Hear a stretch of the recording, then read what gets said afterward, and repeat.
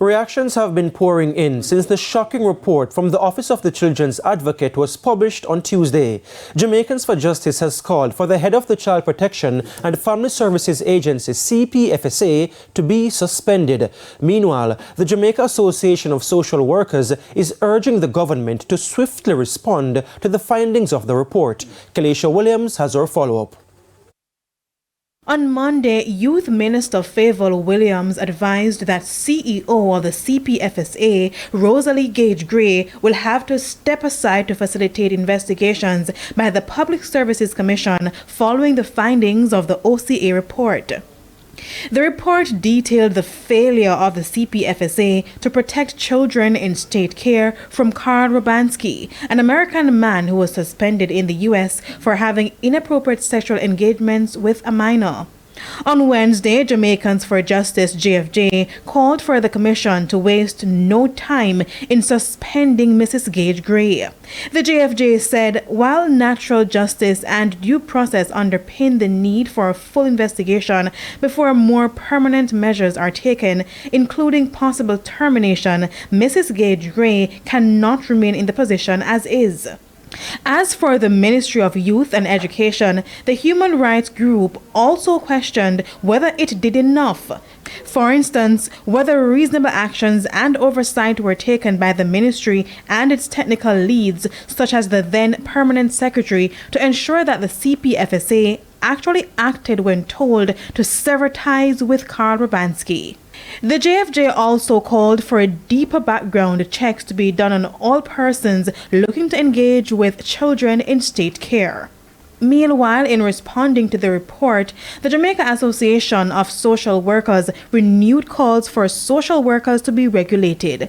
The association also indicated that amendments are needed to the Child Care and Protection Act to allow for the Children's Registry to be used as a source for background checks to complement the use of the Sex Offenders Registry. In the meantime, Information Minister Robert Morgan has declared that the government is already planning to intensify measures to prevent a repeat of the incident. For instance, all charities which are engaging with children's homes in Jamaica will come under greater scrutiny from the government.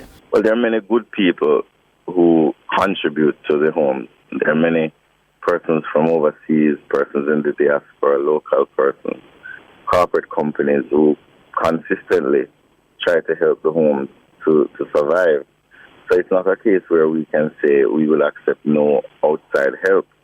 What needs to happen and what we have been trying to do, Minister Favour Williams, when I was there, is to, after the Rubansky matter came to the fore in 2021, is to make the vetting for charities who engage with homes more robust. Kalisha Williams, TVJ News.